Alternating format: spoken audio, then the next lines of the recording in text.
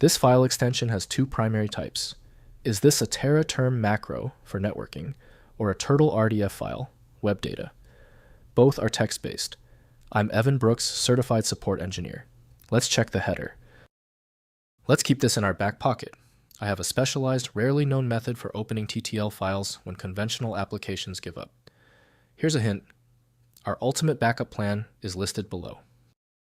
The TTL extension is a dual-purpose file format. Primarily, it signifies a macro file used by TeraTerm, a popular terminal emulator containing a series of commands for automating tasks. Secondly, Load TTL also denotes turtle files, a format for storing RDF, resource description framework. Data, commonly used in semantic web applications for representing information and knowledge.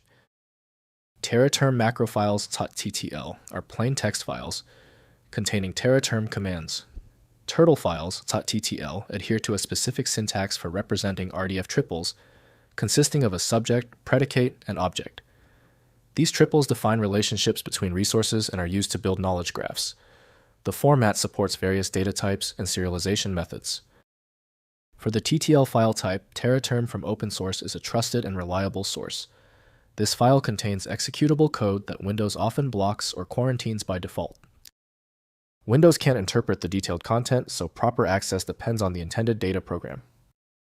Open the context menu on the TTL file and choose Open With. Your priority is testing TeraTerm. If it fails or is absent, select another program and test until you get access. If your TTL file isn't cooperating, don't worry. You've exhausted the easy options. We must now test the specific common failure points to definitively isolate the source of the TTL error. First, identifying the data context. Turtle RDF files contain a prefix tags or URIs, EGs, and look like structured data sentences. TeraTerm macros contain procedural commands like connect, pause, or setSync. Turtle files are typically used by data architects for knowledge graphs, while TeraTerm files are used by network engineers for hardware automation. Next, loading and editor preparation. Open Turtle TTL files in a graph database tool like Apache Gina, Protege, or VS Code with an RDF extension. You need a triple store to query the data via SparkQL. To run TeraTerm scripts, launch the Tera Term Macro utility, TTP Macro XE, and select the file.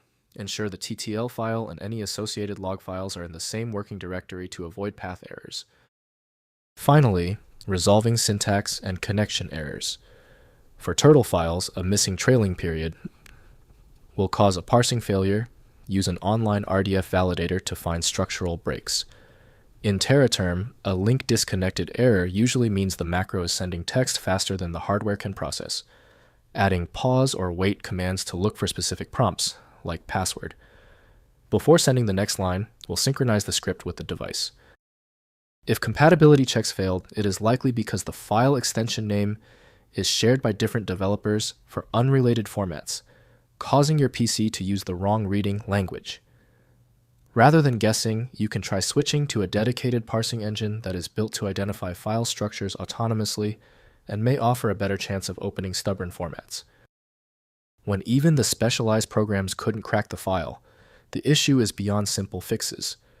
FileMagick is the next step, a powerful universal program designed to read the hundreds of formats that frustrate Windows. Find it at filemagick.com. If you appreciate these expert walkthroughs, consider hitting the subscribe button to support the channel.